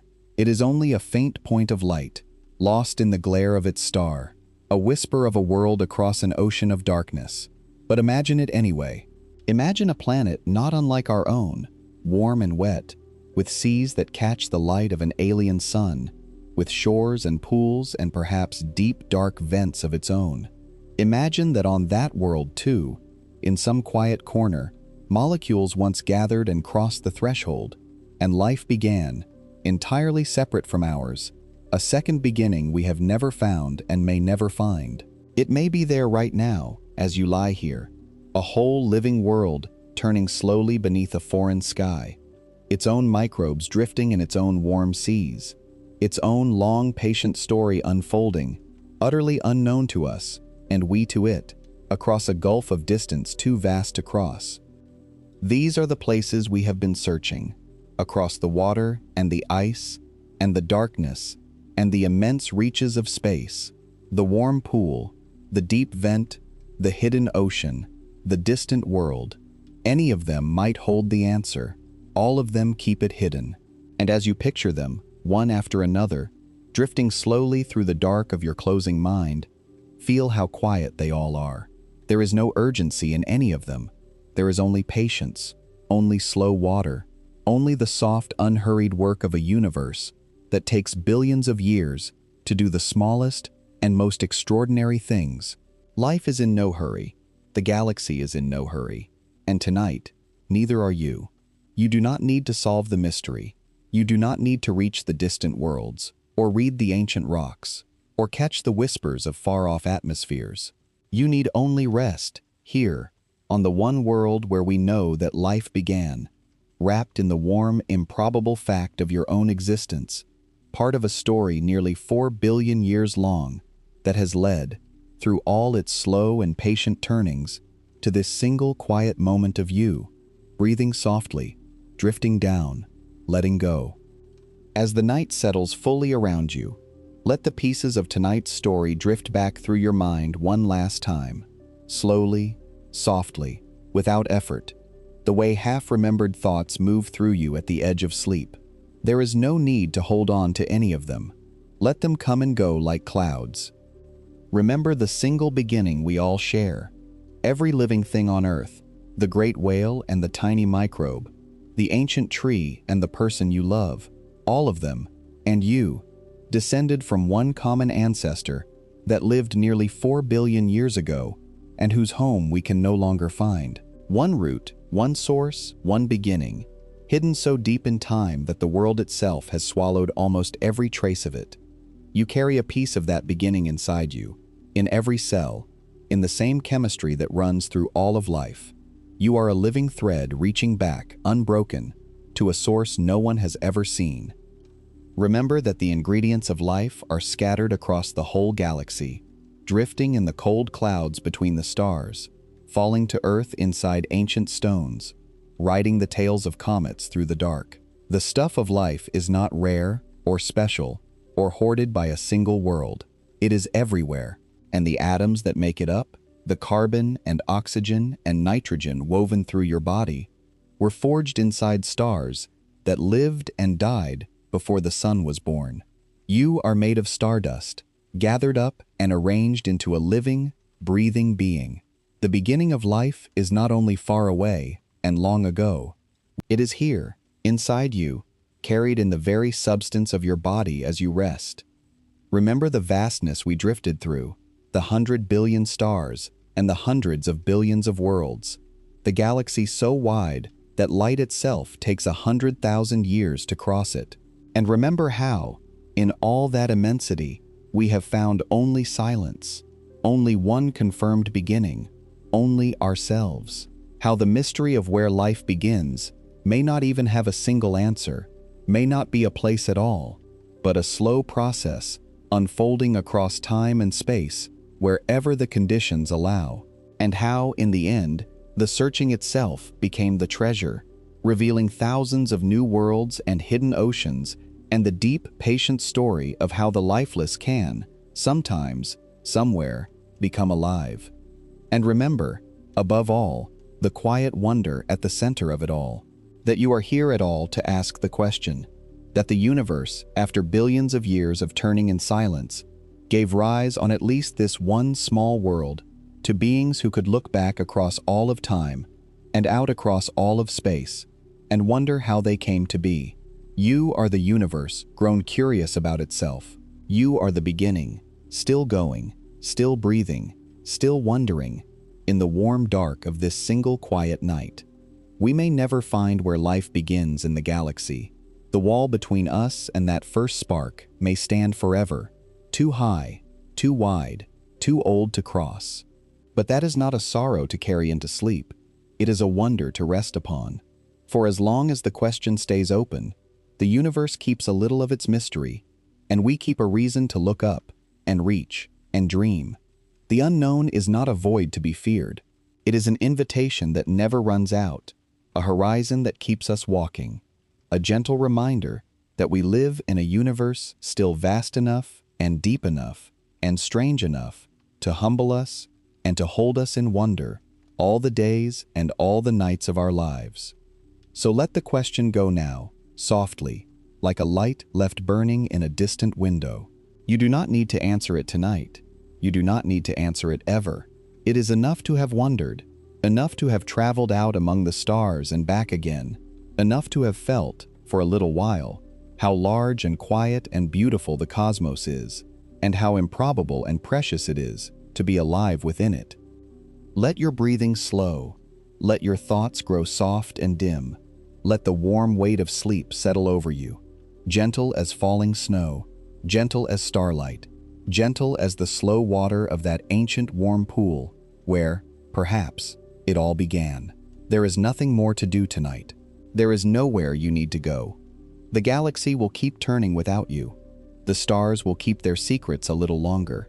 And the great question of where life begins will still be there in the morning, open and beautiful and patient, waiting for whoever wishes to wonder about it next. But for now, rest. You are safe and warm, and here, on the one world in all the cosmos where we know for certain that life took hold. You are the living end of a story nearly 4 billion years long, and that is more than enough. Let it carry you down, softly, into sleep.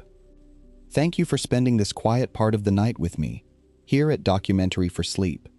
If these gentle journeys through the great questions bring you a little peace at the end of your days, I would be so grateful if you would subscribe, so that more of them can find their way to you. But there is no need to think about any of that now. There is nothing left to do but rest. Sleep well, wherever you are. Sleep deeply, and may the mystery of the stars watch over you, softly, until morning. Good night.